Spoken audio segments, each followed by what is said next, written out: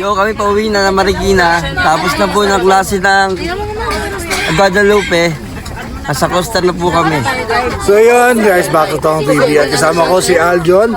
At yung araw na to, pauwi na po kami. Sinundo na po kami ng aming sasakyan ng Costa. Time check, 5:08 ng hapon. So babiyahe tayo, baka 2 to 3 hours to. Pupunta sa aking Marikina. At si Alden. Okay, kami muna dyan, oh. Okay, muna sa likod, oh. So pauwi na kami sa Marikina, tapos na po yung paklase namin ng team ng Guadalupe at ang aming rektora, si Sister Mila, at naging matagumpay po ang aming paklase. Ano po yung mga kandidato namin ay mas lalong lumapit sa ating Panginoong Jesucristo at magpatuloy ang kanilang pag-aaral sa Soldria. So, pero, see you. Mamaya, balik kami. So,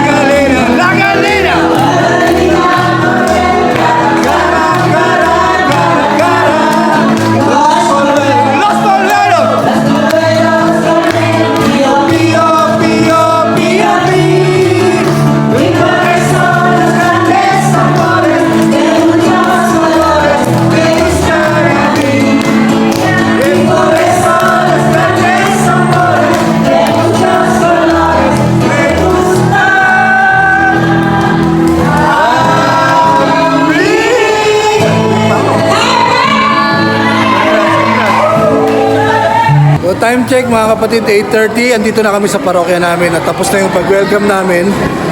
At makakauwi na kami sa mga bahay, sa mga tahanan namin. Makakauwi na rin yung mga candidate namin. Yung mga oxy, yung lahat na nagsakripisyo sa loob ng 3 araw at 4 na gabi, makakauwi na kami lahat. Maraming salamat Panginoon at kami ginabayan nyo mula sa simula hanggang sa matapos ang aming paklase, hanggang marating kami dito sa aming parokya, hanggang sa aming pag-uwi sa kanya-kanyang tahanan. Maraming salamat po Panginoon. Ito'y aming dalangin sa inyo. So Kristo, naming Panginoon tagapagligtas. Salamat Ama. Amen. At ayun na nga po, na kung saan ay natapos na po ang ating vlog dun sa Batangas, kung saan ay nagganap po ang aming paklase. Mula day 1, day 2, day 3 na kung saan nagkaroon para ito ng 3 parte. Day 1, part 1, part 2, part 3, ito po yung part 3 ngayon. At yung part 2 ko, ewan ko kung ano nangyari kasi na yung part 2 ko nagkaroon pa ng part ang dami. Si Facebook po may gawa nun, so may naklik po yata ako doon. Then automatic nagkaganon. So nagulat din ako. Ganun pala yun. So, ngayon nandito na po tayo sa huling tagpo na kung saan natapos na nga po ang aming paklase. Kami naman po mula sa akin, sa aming naging rektora, sa aming mga kasapi ng aming team Guadalupe. Lubos po kami nagpapasalamat sa lahat po. Sa lahat po ng sumuporta, tumulong, binigay ang kanilang sarili upang maglingkod at magsakripisyo para sa aming paklase. At